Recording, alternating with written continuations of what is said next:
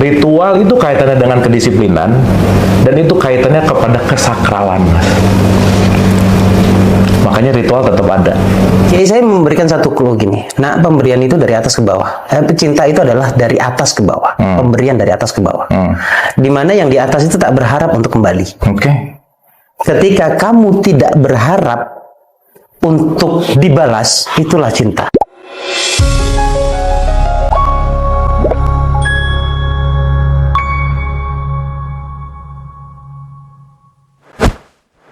Bu, kalau di konsep Jawa itu kan yang dicari orang ketika meditasi itu kan hening gitu ya. Jadi sudah tidak ada pikiran apa-apa, nggak ada perasaan apa-apa, semua terlampaui. Kita sadar utuh diri kita gitu.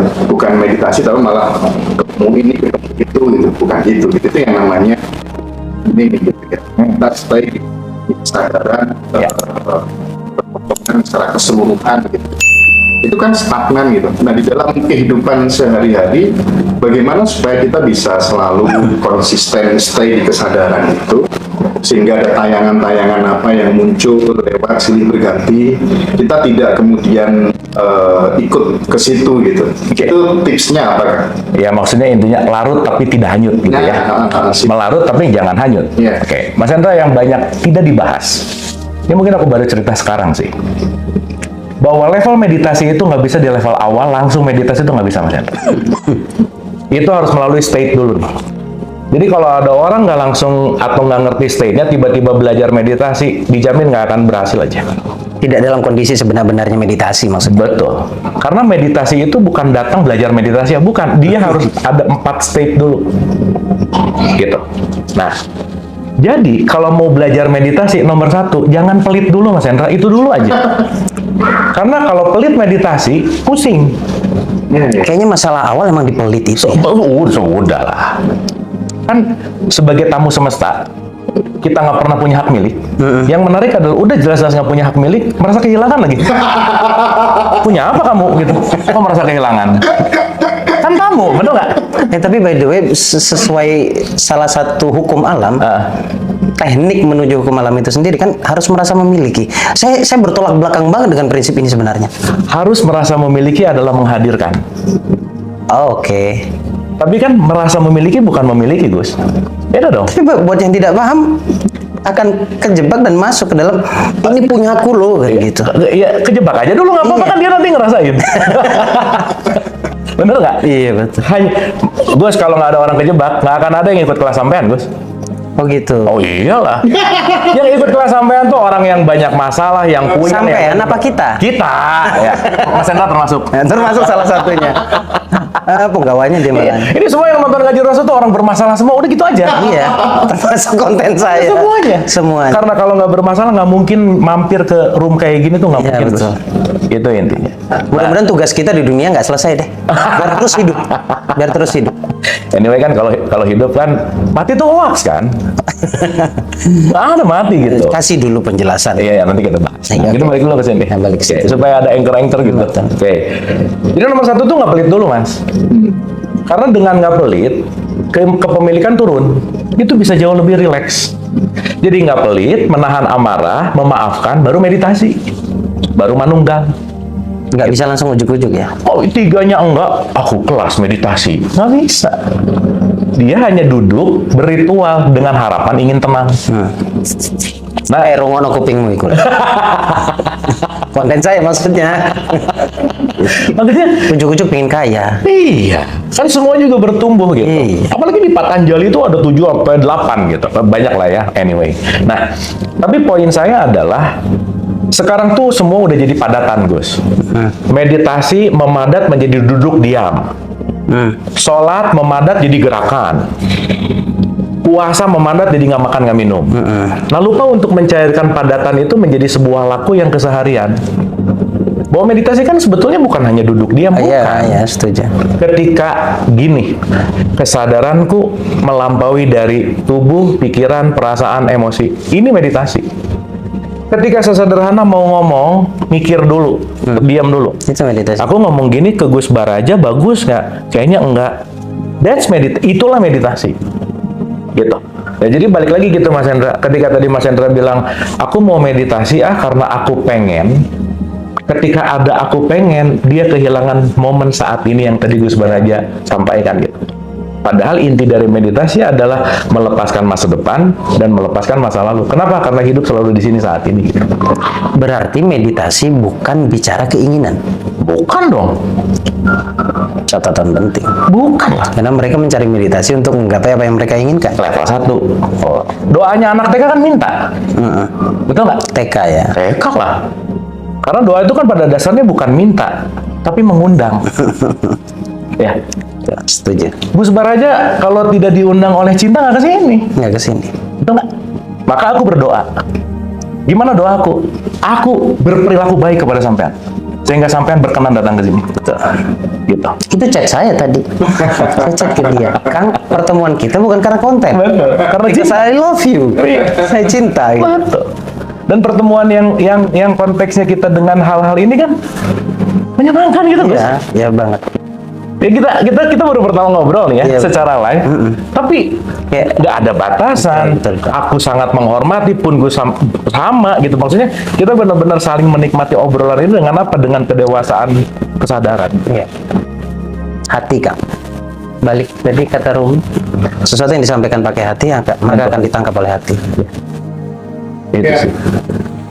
Selama ini memang teman-teman ketika meditasi justru dia lari dari sesuatu, ingin mencari sesuatu gitu ya, ingin membuang sesuatu gitu. Padahal ketika seseorang bisa stay di kesadaran seperti yang mereka Abu tadi, segala sesuatu yang datang sini terjadi cukup kita peluk, cukup kita terima apa adanya. Nah, ketika kita sudah bisa konsisten seperti itu, masih tak perlu meditasi statis seperti itu kan? Ya, gini Mas Hendra. Kalau tadi Mas Hendra bicara bahwa meditasi itu lari, apa bedanya meditasi sama narkoba? Betul nggak? Kenapa narkoba ini laku?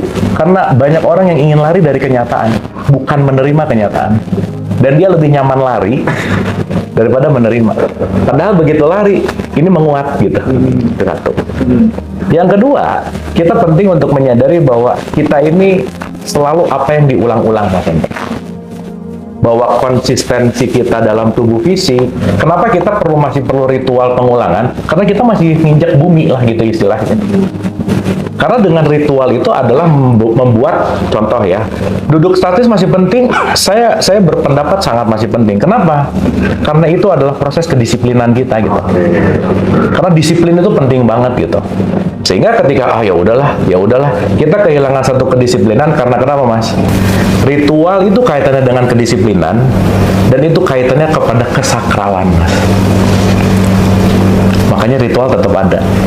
Dan once kita masuk kepada sakral, salah satu hal yang terjadi adalah rendah hati. Maka ritual kaitannya sama kesakralan kepada disiplin, dan disiplin membawa kita tetap untuk keep humble gitu kira-kira. Nah jadi latihan itu sangat dibutuhkan untuk kita tetap muscle memory kita kan tetap harus dilatih Mas Hendra. Yang udah jago main gitar, nggak pernah main gitar lagi, dulunya legend. Aku, muscle memorinya nggak oke gitu. Tetap repeat ya. Repeat. Tetap pengulangan. Iya. Oke. Tapi untuk urusan meditasi sih, untuk tataran tertentu perlu gerakan-gerakan seperti itu. Tapi kita bisa improve meditasi pada gerakan yang berbeda. Betul. Merokok misalkan. Ya.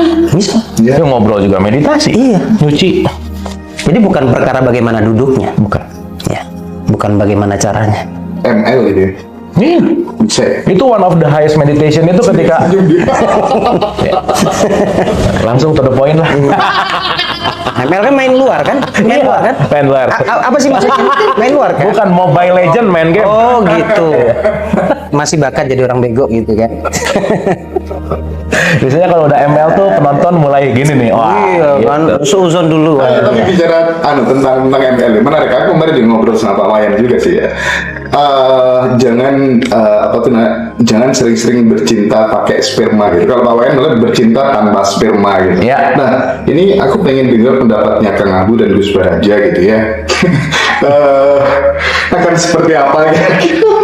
Ya. Jadi pada saat ini Kang Abu, jika kemudian selalu yang kita cari adalah ejakulasi, gitu, karena ada konsep orgasme tanpa ejakulasi. Oh iya dong. Ketika kemudian itu semakin sering ejakulasi itu bisa berbahaya, dampaknya banyak yang negatif gitu. Saya ingin perspektifnya Kang Abu ini bicara soal ini bagaimana gitu. Nanti silakan direspon Gus Baraja gitu. Ya, Kalau Gus Baraja nggak terima, nanti langsung aja. Oh, kirain langsung praktek, salah ya, kirain mau ngomong itu. Iya, oke. Ini tuh kalau nggak ada praktek, ya. Di sebelah ada. Oh iya ada. Gini loh Mas. Oke ya. Kita lihat dulu mekanisme orang jatuh cinta, Mas. Semua orang jatuh cinta nalarnya mati, Mas. Iya betul. Oh, kalau ada nalarnya ciuman aja jijik lah. Goblok data gitu. Orang lagi jatuh cinta itu dia lagi di hijack sama semua yang disebut dengan hormonal. Hormonnya namanya dosa. Dopamin, oksitosin, serotonin, adrenalin. Jadi kalau saya ingat dosa, ingat hormon ini gitu ya. Gitu ya. Nah, jadi ketika kita melakukan yang namanya hubungan, ini nggak tahu sih kalau sama istri-istrinya ya. Ini biasanya kalau yang baru-baru aja biasanya. Disitulah momen ketika kita hadir utuh saat ini. Karena begitu kita lagi ada sama orang yang kita sayang, kita nggak mau kehilangan waktu dan kita being present, Mas. Being present itulah yang meditatif gitu. Wow. Ayo, kita ngomongin relativitas waktu. Gus Baraja ketemu orang nyebelin 5 menit kayak 2 jam. Tapi Gus Baraja ketemu orang yang dicintai 2 jam kayak 5 menit. Betul. Maka ketika kita menyatu dengan sesuatu yang kita cintai, ruang dan waktu tuh lewat. Iya. Karena overfokus gitu. Maka bercinta atau itu ML apapun itu penamaannya, kata kuncinya dalam perspektif ini adalah bagaimana kita benar-benar belajar untuk hadir utuh di sini saat ini. Makanya itu sakral banget, Mas. Oh, itu sakral banget karena kita latihan gitu. Latihan untuk hadir utuh di sini saat ini. Karena pada saat sekali lagi ya, pada saat kita beserta yang kita benar-benar cintai, itu akan muncullah perasaan hadir utuh saat ini. Di dalamnya bahwa ketika kita cinta sama siapapun sejatinya kita sedang cinta sama Tuhan kan sebenarnya. Itulah hanya sebagai simbol gitu. Itu dulu sementara. Gimana, Gus? Berarti kita nggak bisa benar-benar cinta sama Tuhan. Bukan nggak bisa, tidak sedang benar-benar cinta sama Tuhan. Kalau melihat dari perspektif cinta, apa ya? Kalau saya cinta ke istri kan beda banget seperti saya cinta ke Tuhan. Gitu. Kalau saya cinta ke istri, kata saya ya, saya nggak mau kehilangan dia. Bahkan kalau saya kehilangan dia, dia menangis. Saya menangis banget. Misal contoh gitu. Ini karena ditonton gitu ya? Iya. Biar kelihatan keren gitu sama istrinya. Iya. Bagian pertanyaan Mas Hendra tolong dipotong nanti.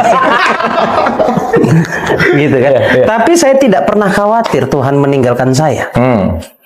Dari dulu saya itu berpikir banget, Kang. Saya kehilangan pekerjaan, kehilangan uang, bisnis hancur apa segala macam, meratapi banget, kehilangan istri juga, meratapi banget ya.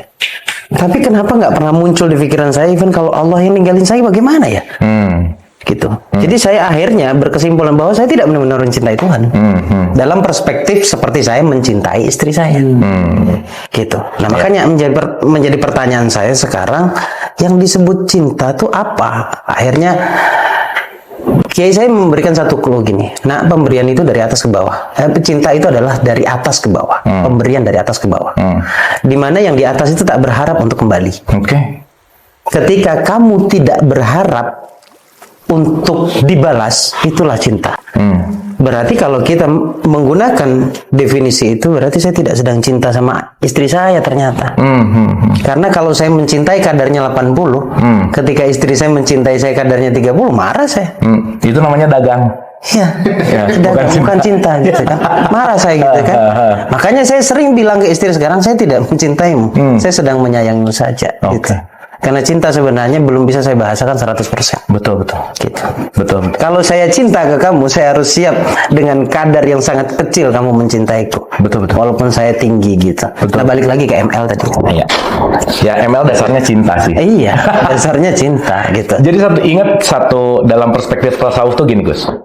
Ada murid sufi datang ke syekhnya, dia nanya, "Syekh, saya mau mengenal Tuhan."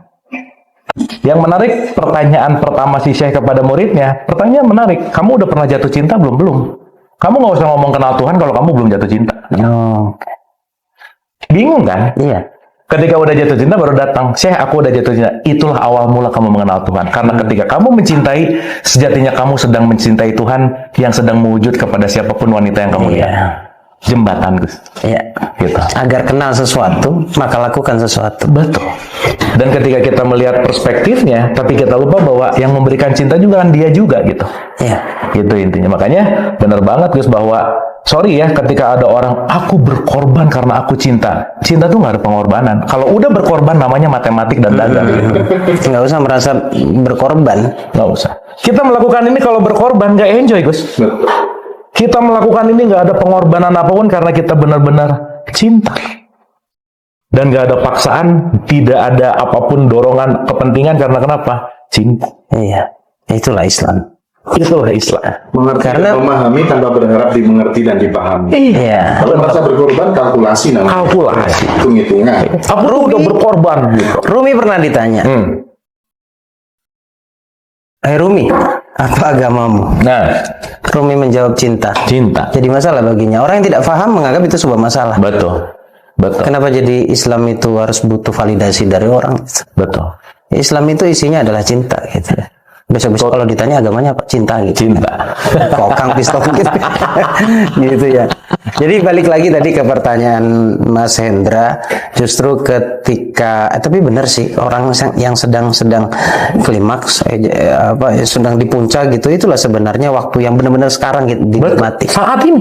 Iya. Nggak bisa kabur kemana-mana. Dan harusnya berdoa di situ itu mustajab banget. Iya. Kalau bicara gelombang otak di mana itu? Iya, iya. Kan gitu. Udah di puncak banget itu. Tapi yang tak jadiin permasalahan bukan di situnya sih. Ketika aku baca salah satu serat di Jawa gitu ya, jangan terlalu sering mengeluarkan sperma karena itu adalah energi hidup. Iya. Maka orang-orang yang sudah dewasa bercintanya, dia bisa punya perspektif baru bahwa aku bisa merasakan orgasme tanpa ejakulasi. Ya. Itu saya pengen mungkin ada perspektif soal itu. Ya, karena gini Mas, kalau kita bicara tentang, kita bedain dulu mana ejakulasi dan mana orgasme, gitu kan. Ketika kita berbicara dalam konteks kan sebetulnya, ya saya pernah belajar ini nama masternya namanya Mantakcia. Jadi Mantakcia ini salah satu master dalam konteks energi dan dia berbicara tentang sex healing gitu. Nah, sebenarnya kalau kita sedang berhubungan intimate, itu kan sebetulnya kita lagi melakukan penyatuan energi gitu loh. Dan concernnya sebetulnya bukan cepat-cepat mau melakukan yang namanya orgasmnya, tapi justru yang paling penting di antara semua hubungan ML, itu yang paling penting adalah prosesnya. Sorry ya Mas ya, aku mau cerita ini khususnya buat laki-laki nih. Buat kita laki-laki. Buat laki-laki aja Yes. kan. Buat laki-laki. Serius. Iya. Kenapa? Lebih dari 80 sampai 85% perempuan itu tidak pernah mengalami yang namanya orgasme. Karena laki-laki nggak ngerti caranya gimana memperlakukan perempuan ketika bercinta. Faktanya begitu. Karena laki-laki itu maunya datang, hajar, main, selesai. Lupa bahwa kalau digambarkan sebagai power atau energi, si perempuan itu perlu dipanasin dulu gitu. Dia perlu bisa masuk dulu ke level dia menyenangkan, oke, dia perlu dalam tanda petik siap dulu, baru itu kita bisa melakukan yang namanya bersetubuh gitu lah gitu. Nah maka itu tadi, bagaimana kita treat woman, bagaimana kita memperlakukan perempuan dalam bercinta itu laki-laki penting banyak untuk belajar. So that's why foreplay itu penting banget Mas. Karena banyak banget yang dia ngerasa kesakitan lah, ngerasa nggak nyaman lah, dan karena takut apa dan lain-lain diulang-ulang dan jadi traumatik. Maka banyak perempuan yang tidak bisa menikmati bersetubuh. Karena laki-lakinya nggak ngerti cara bagaimana untuk memperlakukan perempuan gitu. Nah, ini kan salah satu juga nih. Bagaimana kita intimasi, bagaimana kita belajar untuk saling mengenal. Karena balik lagi ke tujuan hidup bahwa hasil tuh nggak penting sebenarnya. Tapi ketika kita berproses dengan saat proses ini ya. hadir utuh, hasil nggak mungkin bohong gitu. Nah jadi aku mempelajari si Mantakcia lumayan lama Mas Hendra tentang si sex healing ini gitu. Dan itu tadi gitu bahwa semua proses ini sebetulnya adalah pertukaran energi gitu. Dan yang paling aku pelajari ketika ini melakukan dalam konteks yang namanya kesadaran, itu tadi super meditasi itu ada di wilayah yang namanya bersetubuh gitu. Ya. Itu sih Mas. Karena gini Mas. Begitu aku menyatu, aku nggak ada. Sama ketika mencintai tadi, Gus. Kalau kita lagi mencintai siapapun, yang ada hanya yang dicintai, betul nggak? Aku udah nggak ada. Lagi makan ingat dia, lagi ngapain ingat dia, gitu. Nah, maka ketika ada cinta di situ artinya apa? Cinta adalah meniadakan aku. Karena ketika aku tiada, aku menyatu gitu. Iya, yang ada cuma dia. Yang ada cuma dia. Terus gimana? Tetap sering-sering dikeluarin atau enggak? Ya itu tadi, preserve tuh penting untuk ngebuat si tenaga, untuk ngebuat power gitu. Jadi nggak semua, tidak melulu kalau kita melakukan hubungan itu harus orgasm tuh enggak. Nah, itu Enggak. maksudnya. Apalagi Mantakcia tuh bilang kalau usia sekitar 18 sampai 20 itu jarak waktunya sekitar 2 minggu misalnya. Nah. Di atas 40 1 bulan. Di atas 60 3 bulan sekali. Nah, itu tuh. Gitu. Yang- Jadi kita bisa melakukan berhubungan setiap saat, tapi setiap berhubungan nggak usah orgasm. Oke. Nggak usah. Oke. Karena orgasm itu bukan tujuan sebenarnya, penyatuannya gitu. Makanya di Mantakcia salah satunya dia bicara tentang bagaimana kita melakukan intercourse gitu ya, berhubungan, yaitu tadi orgasmnya bukan menjadi output gitu loh, Mas. Oke. Gitu. Ini kenapa jadi ngomongin ini sih? Ya. Kalau Ini saya belum mungkin, pernah diceritain di mana-mana loh. kalau Ini saya bagus mungkin sih. mau nambahin dikit saja sih. Apa hasil dari semua itu apa sih? Kenikmatan kan? Tidak selamanya kenikmatan harus diraih hanya dengan cara-cara seperti itu. Betul. Gitu. Betul. Ya kan? Ya kalau bicara seks ya memang di situ nikmat Ini malam banget. Jumat ya? Jumat ya? Malam Jumat. Oh, buat saya setiap hari malam Jumat. Saya izin pulang cepat. Anda sudah memancing saya. Saya izin pulang. Pertanyaannya pulang kemana? Iya. Oh no. Gitu. Jadi Ini kita jadi obrolan bapak-bapak ini. iya bapak-bapak gitu. Obrolan bapak-bapak Tumben ini di ya. Ngaji Rasul Ngaji pertanyaannya Rasul kayak nih, gini. bener nih. Oke. Cukup nekat. Cukup dia nekat. bertanya begitu. Tapi Kalau penting saya loh. jelas nggak tayang di saya. Oh iya. Tapi penting loh. Beneran. Penting sekali untuk kita memahami pasangan kita dalam bersetubuh. Iya. Penting banget. Makanya kenapa kalau misalnya kayak Rasulullah ya, kita ngomong sehari sebelumnya tuh digodain dulu, dikasih hadiah dulu, dibikin dibikin atmosfernya dulu gitu. Jadi nggak main hajar gitu, enggak gitu karena ya itu tadi butuh proses yang banyak. Apalagi kita ngomongin orgasmnya perempuan, Iya. banyak banget loh. Ada banyak lah pokoknya. Tapi intinya adalah bagaimana kita tetap bisa melakukan ini dengan pemahaman dan pengertian gitu. Karena komunikasi itu yang penting. Nggak apa-apa. Ini iklan yang akan naik adalah obat kuat dengan jamu kuat ini. Oh iya, lumayan. Jadi memang Ngaji Rasul lagi memperluas pangsa pasar ya. Pangsa pasarnya semua diambil nih. Iya, semua diambil. Seminar udah, buku udah, obat sekarang ya. Kayaknya dia punya rencana untuk buat sendiri. Kayaknya. Gitu. Kayaknya. Oke, mungkin kita break maghrib dulu ya. Siap. Oke, siap. Thank you teman-teman. Thank you. Makasih.